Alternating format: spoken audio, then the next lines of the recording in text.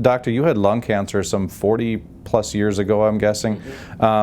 You passed on traditional treatments during that time, like chemo and radiation. Explain why you did that.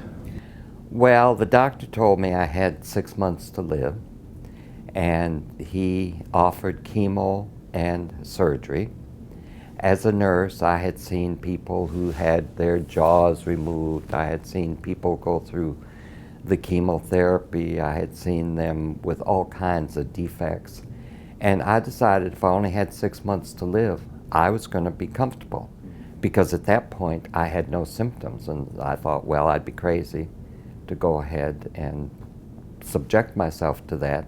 And also, I prayed. The reason I went to the doctor in the first place was that I had a dream that told me to go for a chest x-ray.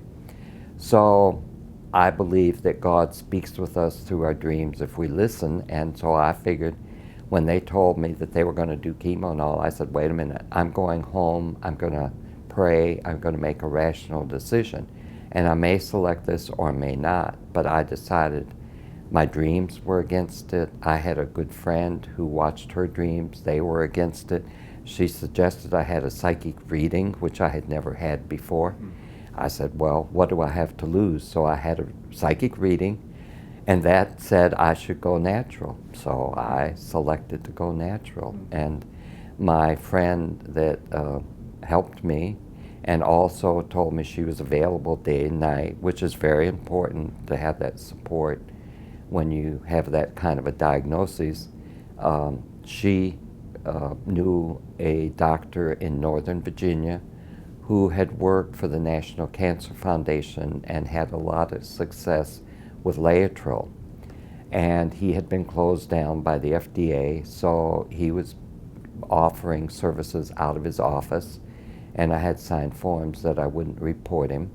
And so I went to him, and he gave me all of the physical things to do, the Laetrile, the pancreatic enzymes, the zinc, the vegan diet, everything, and explained, and there's a rationale for the whole protocol. But he didn't talk anything about mental, spiritual. And I had been in a Search for God group that was originally developed by Edgar Cayce with a group of people that were interested in developing spiritually. And I had also worked several summers volunteering as the camp nurse at the ARE, which is the Edgar Cayce Foundation in Virginia Beach. So I had learned a lot about dreams and meditation and a lot of the alternative things. And so I added affirmations, visualization, being positive, helping others, having faith, you know, gratitude. And it worked, you know. And I think it's interesting now that so much research is coming out showing the value of the, you know, the mental spiritual and how the mental spiritual aspects affect the body. For example, forgiveness is a big one.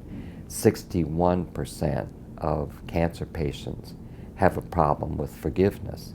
And a lot of centers are beginning to look at that and provide support groups and ways to deal with it. But what they've also found is that people who don't forgive have chronic anxiety. They also, the killer cells are depleted, so they're less able to fight the cancer.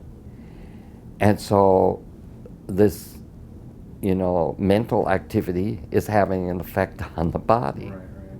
So there's a lot of things like that that are being researched and found that the mind does have a big influence. Stress is a big one. Right. So that's kind of what I did. Yeah.